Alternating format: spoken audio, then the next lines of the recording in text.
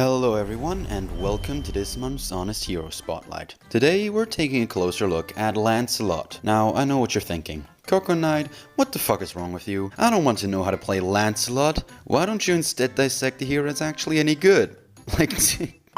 And I know, before making this video I had some other thoughts, but then I decided that I'd give this guy some love, even though no one gives a shit about him. You know, since Lancelot is one of the worst heroes in the game. And yeah, sure, maybe if he wasn't just so hard to play he'd have a decent win rate, but it's just so hard to do good with Lancelot. Look at that. Look at how much effort it takes to get even a single kill. And yes, if he can manage to find an isolated squishy target, he might be able to get a kill. But his hitboxes are just so small. Like, seriously, it's impossible to hit any skills as this guy. And don't even get me started on his cooldowns. Like, they are just so injustifiably long. Sure, this ability looks nice, but what good is it if I can only use it on Mondays during a full moon? His early game, low mobility, next to no damage. His mid game, zero survivability. And late game, he's just so incredibly easy to catch because of his lack of mobility spells. Seriously, if a Lancelot has ever successfully escaped from you, you should just uninstall the game straight away. Because just look at how easy it is to catch up with him. What a trash tier hero. But as an extra slap in the face, since his release, anything that has ever happened to Lancelot turned out to be a nerf. And it just keeps on going. It's nerfs on nerfs on nerfs. Imagine how bad it would make you feel if from birth you're incapable of doing anything properly, but instead of cheering you up, people just beat you down even more.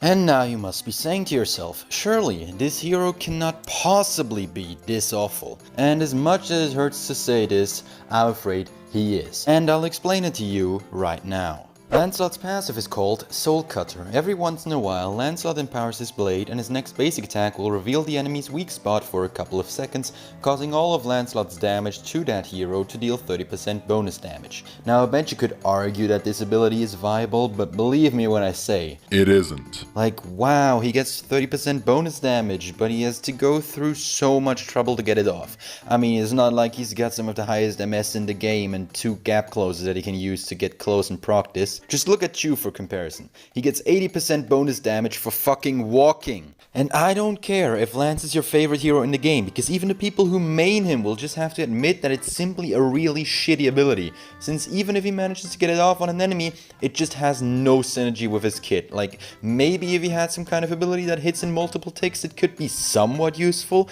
but why would Mutant do that? That would be unbalanced. But enough ranting for now. Just ask yourself this. Were you dropped on your head as a child? Are you actually retarded? Did you at some point in your life suffer severe brain damage? Or is there any other reason why you'd want to play this junkyard of a hero? If your answer was yes, then Lancelot, the faggot who inexplicably gets more pussy than any other hero in this entire game, is your future main. I mean, until you get grounded by a bronze 5 who picked the hero that's actually good. Lancelot's first ability is called Puncture. Lancelot dashes. Like, seriously, that's it. That's the whole ability. And it's probably one of the worst ones I've seen in any MOBA ever. The distance is shorter than shitty mobile games' penis, it has awful base damage and even worse scaling, and the cooldown is incredibly high. There is just nothing about this ability that could make it viable. Like, maybe if Mutant would add a mechanic that the cooldown resets every time you hit a new target so he could infinitely trigger his Divine Justice, there would be some application for it, but that would be ridiculous. Lancelot's second ability is called Thorned Rose. Now listen, I know this may be hard for some of you, but I think we can all agree that this has to be the worst ability in his entire kit. I mean, it's not like it's an instant cast invincibility frame that allows him to dodge literally everything, and it's not like this ability's hitbox is complete fucking baboon shit and will hit the enemy solo laner when Lance is taking red buff. Like, this ability is so incredibly shit, it's only got 100% power scaling that hits 3 times, which becomes almost 4 if his passive is up. And what's even worse about this ability is most definitely the cooldown. Like, even with full CDR, it's still on more than a 4-second cooldown. But Coco Knight, that doesn't sound so bad, I hear you say. I mean, wow, an ability with almost 400% power scaling. Kitada's got 450% scaling if he buys a lightning truncheon. And his ult's even got a massive fuck off AoE. I mean, look at this thing.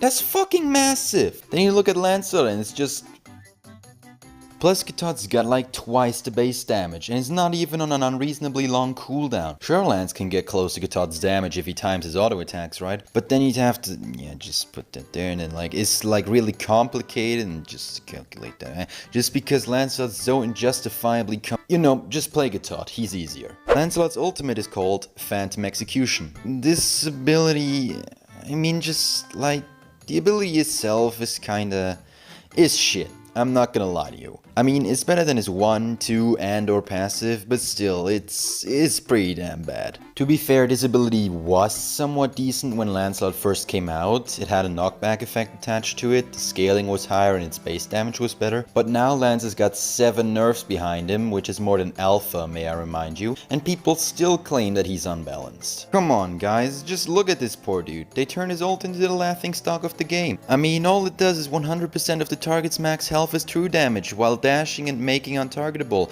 and it hits in a 360-degree radius around Lancelot. I mean, this ability is so shit he might as well just not have it and it wouldn't make any difference. Like seriously, all it does is that Lancelot throws dice, and if he gets a 10 or above, all enemy heroes die instantly. And then you look at ults in other MOBAs, and you just look at Loki, and he's got his 3 auto attack resets and a teleport, and all Lancelot gets is an ability that one-shots every objective on the map while doing his taxes. And then you look at Azir and his giant wall of nope, but all Lancelot gets is an ability that when activated causes the entire map to change to Summoner's Rift. Ganesh can deal more than 6,000 damage with one ability, but all Lancelot can do is to send a hitman to your place to kill his enemies in real life. Bard tells everyone to shut the fuck up while he gets absolutely fucking wasted with Ivern in the closet, but Graves can have a fucking cigar. Nidalee can turn into a goddamn furry, and all Lancelot's ult does is to start a nuclear war, causing life as we know it to cease from existence, and then having a bunch of cockroaches winning the game for him a few years later. So as you can see, Lancelot, pretty big fan myself. I'm gonna have to give him a 10 out of 10,